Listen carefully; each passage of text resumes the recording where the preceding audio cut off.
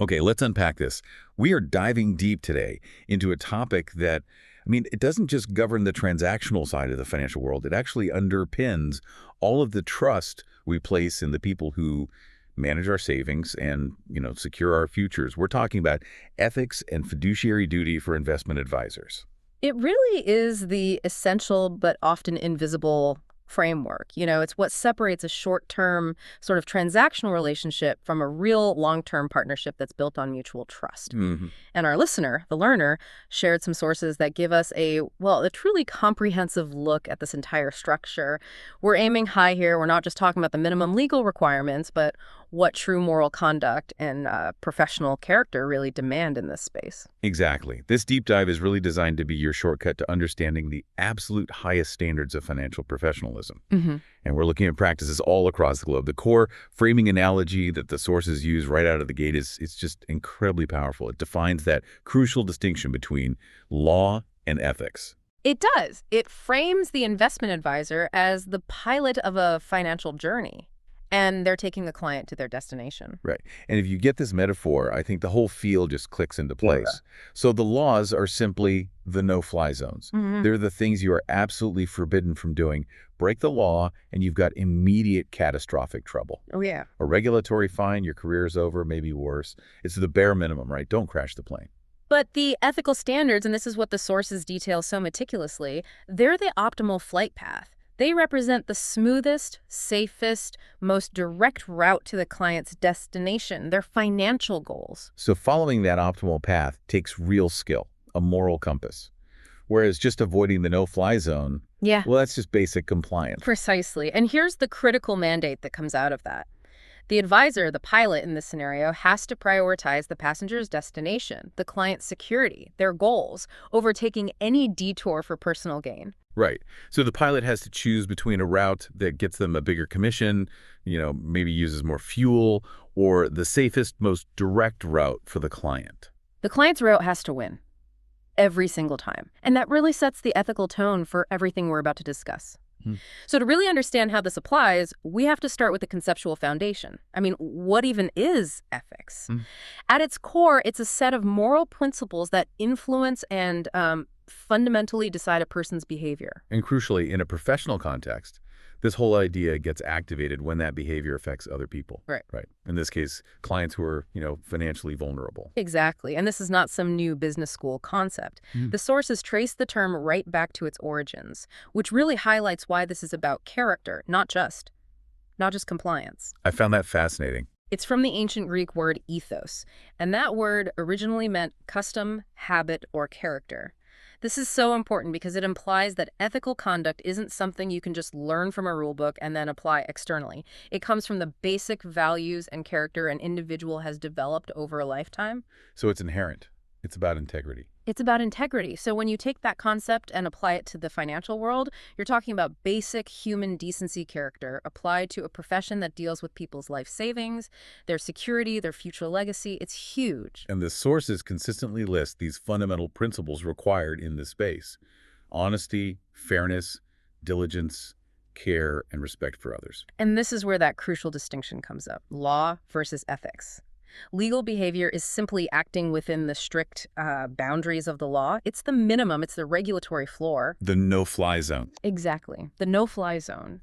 Ethical behavior, on the other hand, it goes a significant step beyond that. It involves a higher standard of moral conduct in figuring out what is fundamentally right or wrong, and that's regardless of whether a specific rule exists to govern that action. That feels like the most important takeaway right there. It really is. The sources are definitive. Following the law is absolutely necessary, but it is not sufficient to be considered ethical. An advisor can structure a transaction that is perfectly legal, but is still fundamentally self-serving or unfair or, bad for the client's long-term interests. I think that's the key thing for our listener. You can follow the letter of the law and still violate the spirit of the trust that's been placed in you. So why is this high standard so uniquely vital for investment advisors in particular? Because of the deep intrusion into a person's private life. You're handling their personal finances. For so many clients, this represents decades of saving, of sacrifice. It's their retirement nest egg, their kids' education. It's probably the single most significant financial part of their entire life. And that vulnerability, it just dictates a higher duty of care.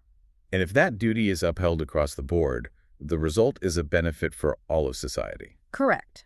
The ultimate goal of following these really rigorous ethical standards is to build the necessary trust and confidence. This doesn't just benefit the individual advisor who gets repeat business and referrals.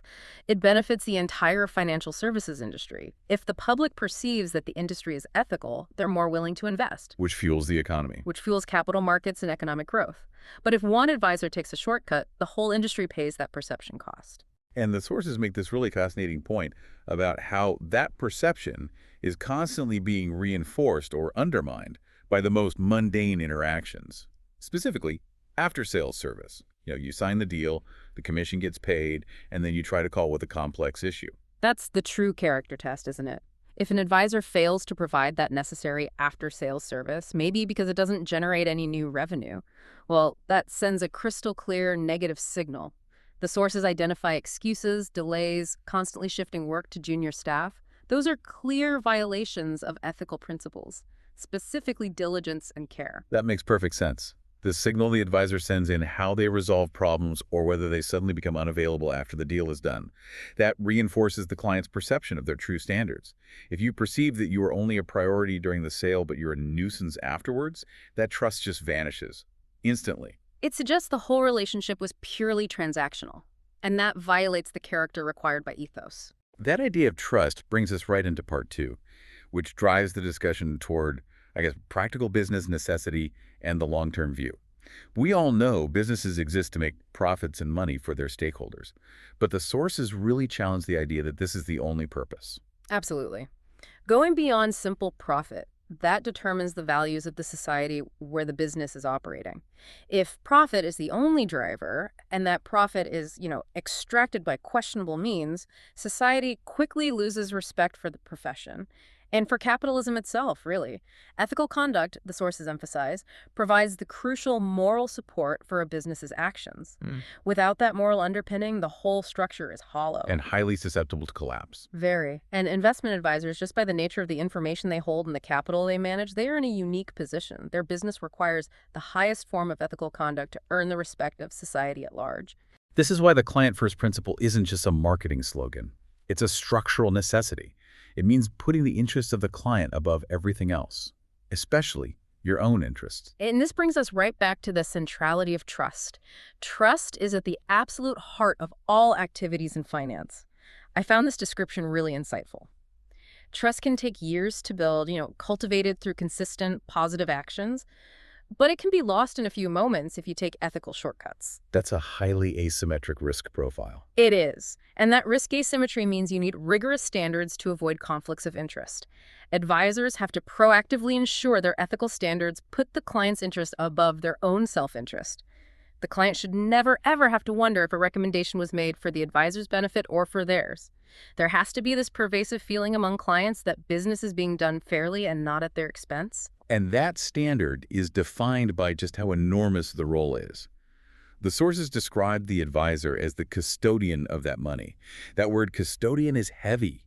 It implies guardianship, protection, stewardship, which is fundamentally different from a salesperson whose main goal is just moving product off the shelf. It absolutely elevates the role. And this guardianship requires adopting a proactive ethical approach. The best advisors are looking at a client's needs and benefits first. They often anticipate issues or opportunities before the client even realizes them, rather than waiting for the client to ask. Or worse, only reacting when there's a market crisis or a formal complaint. But let's bring in a little critical skepticism here, because this is where business reality can sometimes bite. When advisors do choose shortcuts, maybe chasing quick commissions or making an easy sale with incomplete information, the sources warn that this causes the entire situation to come crashing down. But in reality, how quickly does that happen? In terms of reputation, it happens instantly. Trust is the fragile currency of this industry. If that trust is broken, it makes it practically impossible to regain credibility, not just with that client, but with their network, the wider public, especially now in the digital age. Ethical behavior, far from being some added cost, is the bedrock of long-term sustainability. And it's the only reliable path to achieving a high level of respect and enduring confidence from society. If you fail to be a good custodian, your business will not last. Okay, now let's move into what we're calling the danger zone. Part 3. We're looking at specific ethical issues, the common grievance areas that come up when these standards slip. For you, the learner, this is critical knowledge because it highlights where to look for potential red flags. We start by acknowledging the intermediary's complex sort of dual role in the economy. Yes, the financial intermediary, the advisor, stands right in the middle. On one hand, they help issuers mobilize resources by channeling savings into investments like stocks, bonds, funds. But on the other hand, they have to help investors obtain a reasonable return safely and efficiently. This creates an inherent tension, and the advisor's ethical compass has to navigate it. This role is just immensely critical in markets that have a lot of complex products that the common investor simply may not understand without proper, unbiased guidance. And if the advisor favors the issuer side of that equation, so focusing only on mobilizing funds instead of protecting investor returns, that's where the ethical breakdown starts. We're reminded that success, true success, comes from focusing squarely on the clients and the client's needs. This is perfectly summed up by the corporate motivator quoted in the sources, Zig Ziglar. He said, "You can have everything in life you want if you will just help other people get what they want." In the financial context, helping the client get what they want means prioritizing their goals, minimizing their risks, and ensuring suitability. That's the ethical roadmap for a successful advisory business. But advisors often fall into these pitfalls, and the sources list specific recurring grievance areas. The first major one, and maybe the most common, is a lack of understanding client needs. This failure just shows up as inappropriate advice because the advisor hasn't done their basic homework. They don't fully understand the client's specific needs, their risk tolerance, their time horizon, their need for liquidity, their tax situation. And the sources give a crucial, very tangible example here involving risk tolerance and age. Risk profiling is absolutely essential, especially for vulnerable groups like senior citizens. Failure to do a proper profile means recommending unsuitable products. And the classic example given is suggesting small-cap funds for a senior citizen. Right, and the ethical breach there is so clear. Small cap funds, while they offer potential high returns, are inherently volatile. They require a long investment horizon, often 10 years or more, to absorb that risk. A senior citizen typically needs stability, liquidity, and capital preservation. If the advisor pushes such a volatile product, they are prioritizing the sale, maybe because of a target or an incentive, over the client's fundamental need for stability.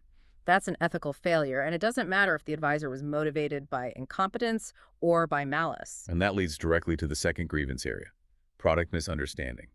This is when the advisor themselves does not fully understand the financial product they are selling, especially the risks involved. They might just focus on the glossy brochure or the headline returns. You can't advise on what you don't comprehend. Take the specific example of arbitrage funds. They're often sold as a liquid fund substitute because they aim to capture risk-free arbitrage opportunities and are usually taxed favorably. But the advisor has to explain that their returns are not guaranteed and that their volatility over short horizons, say 3 or 6 months, can be significant due to market noise and tracking errors. And that makes the comparison to a pure liquid fund potentially misleading. And on top of that, if the advisor lacks comprehensive information on the overall market-like comparable valuations or economic headwinds, they can't possibly provide relative valuations or explain the full pros and cons of different products honestly. Full disclosure becomes impossible if the advisor is ignorant. The third area, and one that hits hard at institutional pressures, is aggressive selling due to targets. If an advisor or a firm is working on targets, pressure to hit a specific sales number, it creates a massive ethical risk. It leads to the aggressive sale of products without any regard for suitability. The sources insist that the investor should always be at the center of the activity to ensure the successful achievement of their financial goals, not acting as a means to achieve the advisor's bonus target. Let's talk about the two classic unethical practices, churning and misrepresentation. They're often discussed together because they both fundamentally profit the advisor at the client's expense. Churning is defined as the unethical practice of frequently switching a client from one product to another, and the sole reason is to generate and increase the advisor's earnings from commissions or transaction fees. It's an egregious violation of fiduciary duty because it maximizes the advisor's pocket while depleting the client's assets through unnecessary costs and potential tax events. And we should note that regulatory bodies like SEBI in India have addressed this specific conflict. They've mandated that investment advisors in India cannot distribute products. They had to charge a fee for advice only. This tries to separate the advisory role from the sales role, although the risk of churning still exists globally in other channels. And then there's misrepresentation. This involves actively highlighting only the good features of a product, the high returns, the tax breaks, while failing to inform the investor about the necessary risks and uncertainties, or even just omitting negative facts. If you willfully fail to mention the downsides, you are misleading the client, and that is a direct violation of the duty of honesty. Can we expand on the technical examples given? The sources specifically mention distressed debt funds, AIF. We should be clear about what these are and why the risk disclosure is so paramount. Certainly. AIF stands for Alternative Investment Fund. These are structured funds that typically invest in private equity, venture capital, hedge funds, or, in this case, distressed assets, which are company debts or securities that are currently under significant financial stress or even bankruptcy.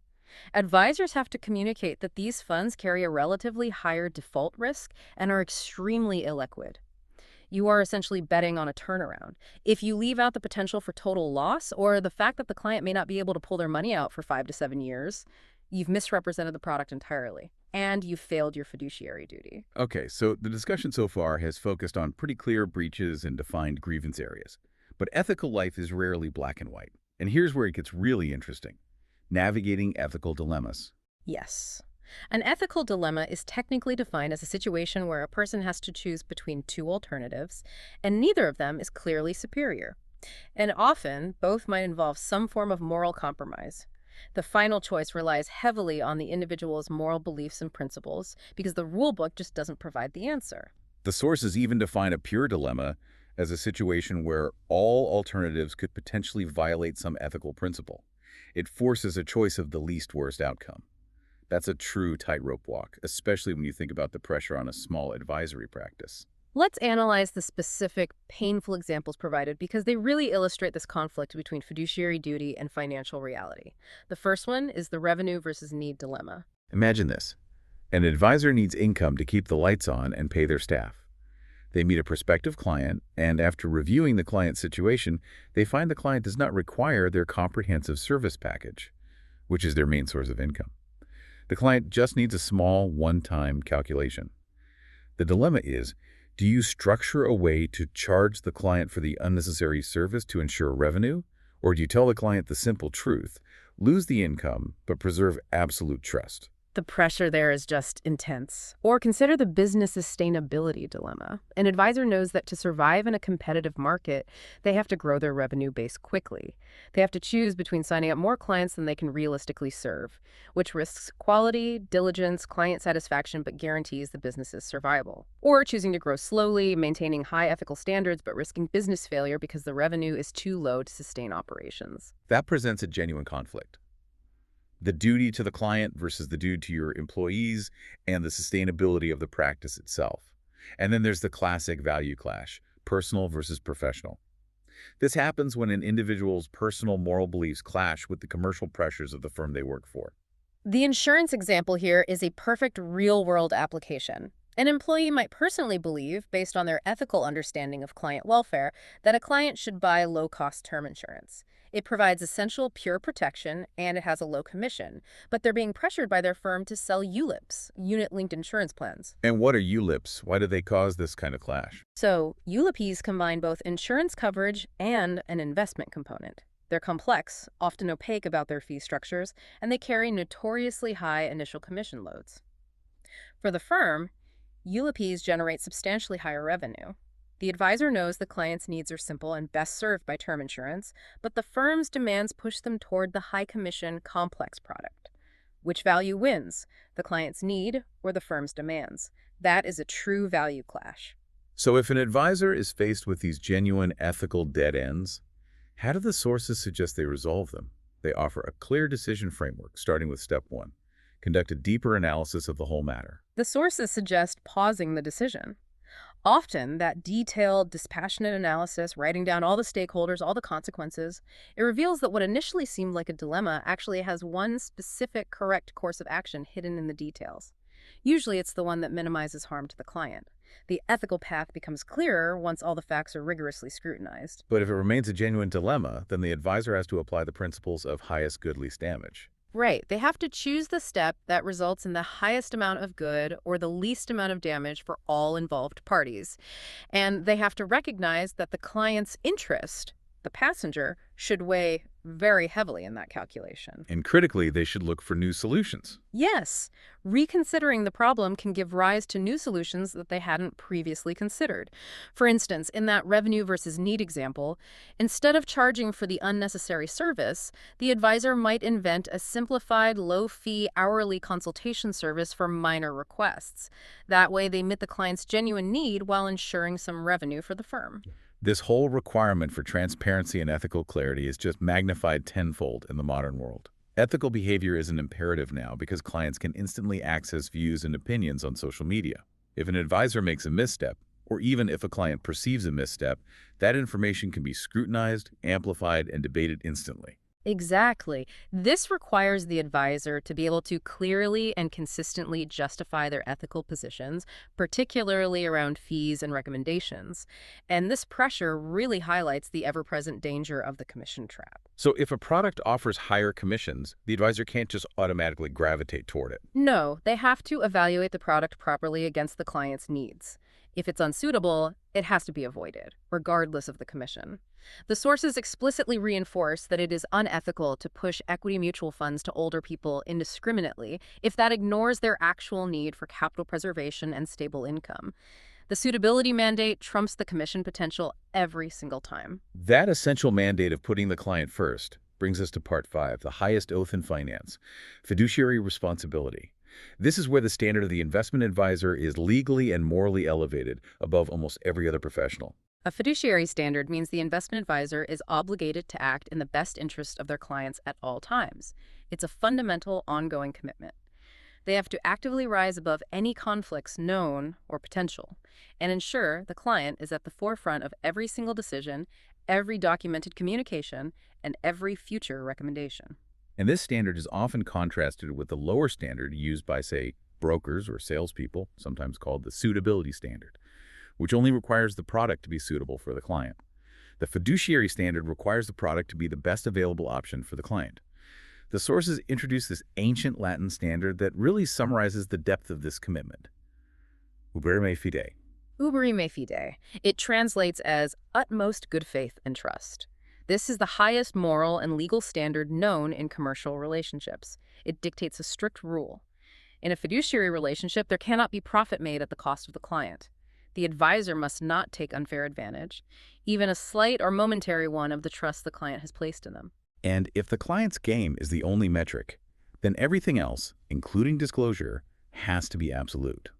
What does that mean for the fiduciary duty of full disclosure? It means it has to be comprehensive and active. It requires the advisor to disclose all material facts to the client, omitting nothing that might be relevant to their investment decision. And critically, it's not just about avoiding outright lies. Disclosure means actively ensuring that correct and complete information is provided. That includes the full range of fees and charges, even if those charges make the product look less attractive. And when is that active disclosure absolutely non-negotiable? Whenever there is an actual or perceived conflict of interest. If the advisor receives a referral fee from a fund manager, or if the advisor has a stake in a recommended product, that has to be disclosed upfront and in detail. Non-disclosure in that situation may inevitably lead to the client being misled into thinking the advice was purely objective. Even the perception of a conflict has to be disclosed to maintain that utmost good faith required by Ubere me fide.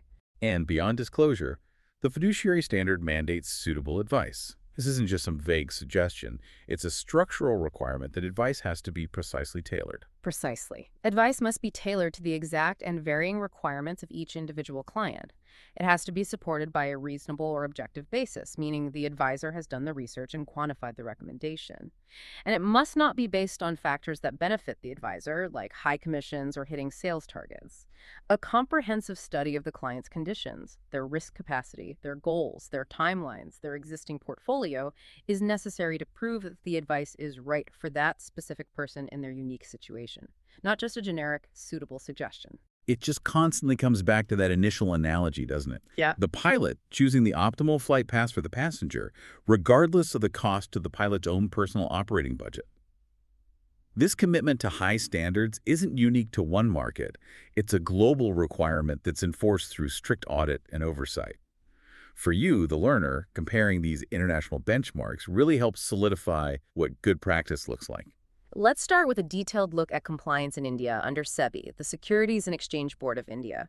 They enforce a really rigorous audit mechanism. Compliance audits are required on a yearly basis, and they have to be conducted by a practicing chartered accountant. This isn't some internal self-review. It's an external, objective examination of the advisory firm's operations.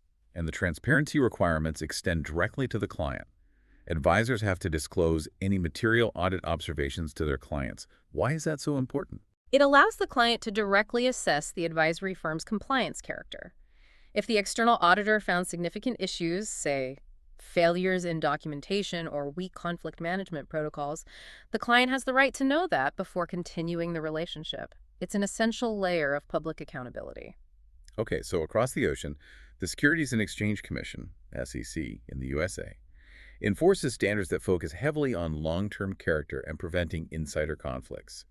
Advisors there have to disclose information about a financial condition that would impair their ability to meet commitments. And notably, they must disclose materially important disciplinary events that occurred within the past 10 years. That 10-year look back is critical.